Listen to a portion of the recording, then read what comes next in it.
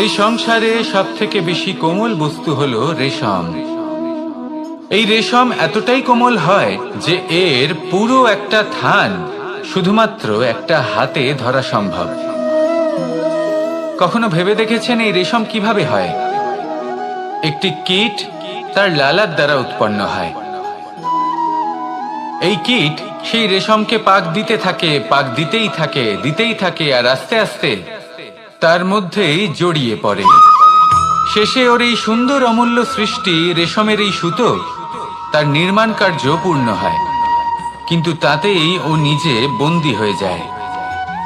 নিজেরই মায়াজালের এই বন্দী গৃহে নিজেই ফেঁসে যায়। এবার এই সুতোকে ব্যবহারযোগ্য করে তোলার জন্য এই কীটগুলিকে এই কবচের সাথেই ফুটন্ত জলে ফেলে দেওয়া হয়। এই সংসারে যদি আমাদের স্বপ্ন এই সংসারের দুঃখ হরণ করার জন্য, এই সংসারে সুখ বিতরণ করার জন্য হয়, তবেই আমাদের প্রগতি সম্ভব। যদি আমাদের এই স্বপ্ন শুধুই আমাদের এবং আমাদের স্বার্থ সিদ্ধির জন্য হয়, তাহলে এই স্বপ্ন আমাদের অন্ধ করে দেবে, আমাদের অন্ধকারের পথে নিয়ে যাবে, আর আমরাও সেই কীটের মতো হয়ে যাব। নিজেদেরই মায়াজালে আমরা নিজেই ফেঁসে যাব, আর শেষে আমরা যদি কিছু লাভ করি তা হবে একাকিত্ব, অন্ধকারময় মৃত্যু। তাই স্বপ্ন অবশ্যই দেখুন, কিন্তু এমন ভাবে স্বপ্ন দেখবেন না যে তার এই বন্দিগৃহে আপনি নিজেই ফেঁসে গেলেন। স্বপ্ন দেখুন পরোপকারে।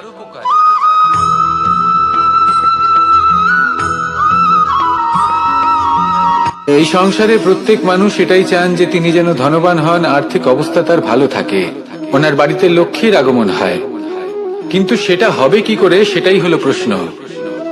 কেউ বলেন যে যদি পরিশ্রম করো তাহলে ধন অর্জন সম্ভব, কেউ বলেন যে যদি বিদ্যা লাভ হয় তবেই ধন অর্জন সম্ভব, কেউ বলেন যে যদি বলশালী হও তবেই সম্পন্ন থাকবে। ভালো কথা, যদি তাই হয়ে থাকে, তবে দিনমজুর সারা দিন পরিশ্রম করেন, তিনি কেন ধনী হন না? অনেকজন বিদ্বান মানুষ আছেন এই সংসারে, তারা কেন ধনবান হন না? অনেক সংখ্যক বলশালী ব্যক্তি আছেন, তাদের কাছে ধন নেই কেন? তাদের কেন ধনের অভাব হয়? আবার এমনও কিছু মানুষ আছেন যারা পরিশ্রম করেন, তারা দিনমজুর, কিন্তু তারা ধন অর্জন করতে পারেন। কিছু বিদ্বান ব্যক্তি আছেন যাদের কাছে অধিক মাত্রায় ধন রয়েছে, কয়েকজন বলশালী ব্যক্তি রয়েছেন যাদের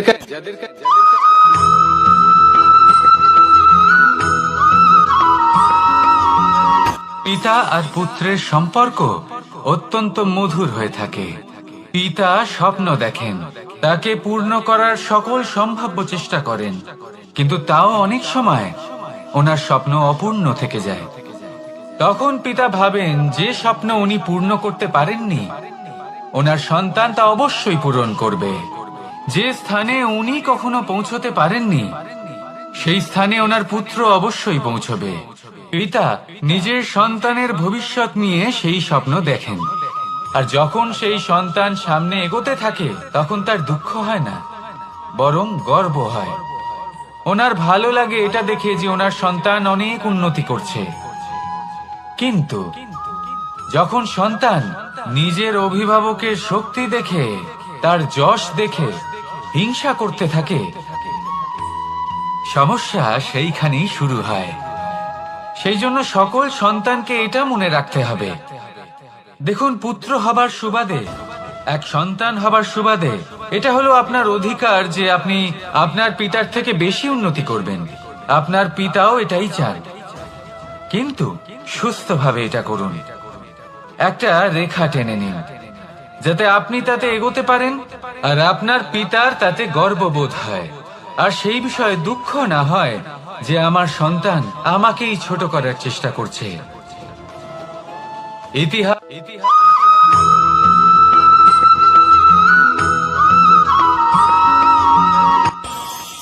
এই সংসারে আমরা প্রকাশ কোথা থেকে পাই? এর উত্তর বড়ই সরল। ভোরে যখন সূর্যোদয় হয় তখন প্রকাশের কিরণ আমাদের ঘরে এসে পৌঁছয়, এইভাবেই আমরা প্রকাশ লাভ করি। এবার এই প্রকাশের আলোতেই আমরা সারাদিনের কাজ সম্পন্ন করি। সন্ধে হয়ে যায়, সূর্যাস্ত হয়ে যায়, আর আমাদের ঘর যাতে অন্ধকার না হয় তার জন্য আমরা একটা প্রদীপ প্রজ্বলিত করি। এটাই ঘটে আমাদের জীবনেও। এবার প্রবাহমান আয়ুর সাথে আমরা আমাদের অন্তরে যদি একটা প্রদীপ প্রজ্বলিত করে নিই, তাহলে বিষয়টাই অন্যরকম হবে। এবার আপনি বলবেন কোন প্রকাশের কথা বলছি যে আমাদের অন্তরে জাগ্রত করা সম্ভব? আমাদের আত্মার মাঝে প্রেমের প্রকাশ জাগ্রত করার কথা বলছি। কারণ আমাদের এই জীবন এও হলো দিনের আলোর মতো। আজ প্রকাশ আছে, কিন্তু কোনোদিন অবশ্যই অস্ত হবে। কিন্তু অস্ত হবার আগে যদি আমরা আমাদের আত্মার মাঝে প্রেমের এই প্রকাশ উজ্জ্বলিত করে নিই, তাহলে আমাদের সন্ধ্যাকালও আমরা আনন্দে এবং প্রেমে যাপন করব। তাহলে আসুন আর আমার সাথে ভালোবেসে বলুন, রাধা রাধা।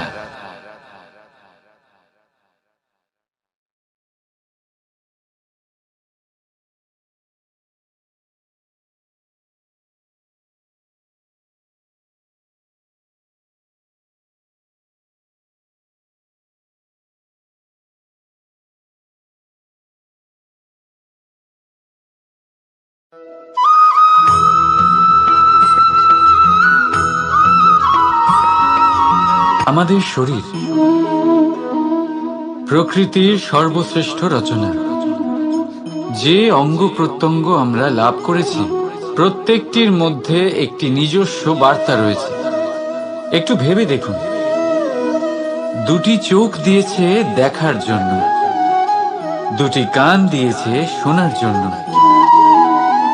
নাসিকাও আছে দুটি, দুটি হাত দিয়েছে দ্বিগুণ পরিশ্রম করার জন্য। কিন্তু জীব শুধুমাত্র একটি। তার উপরেও তীক্ষ্ণ বলিষ্ঠ দাঁত দিয়েছে তার রক্ষার জন্য। কখনো ভেবে দেখেছেন কেন?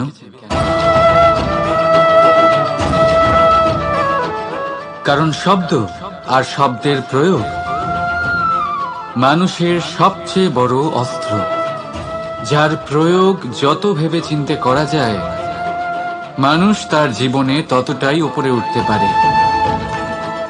তাহলে মনে রাখুন, দেখুন, শুনুন আর বুঝুন বেশি, বলুন কম। রাধা রাধা।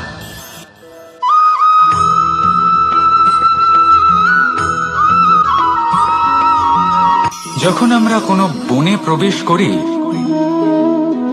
তখন এই সবুজ ঘাস দেখে, এই কোমল ঘাস দেখে আমাদের মন প্রফুল্ল হয়ে ওঠে। ভিন্ন ভিন্ন প্রজাতির ফুল, ভিন্ন ভিন্ন রঙের ফুল দেখে এই মন আনন্দে ভরে ওঠে।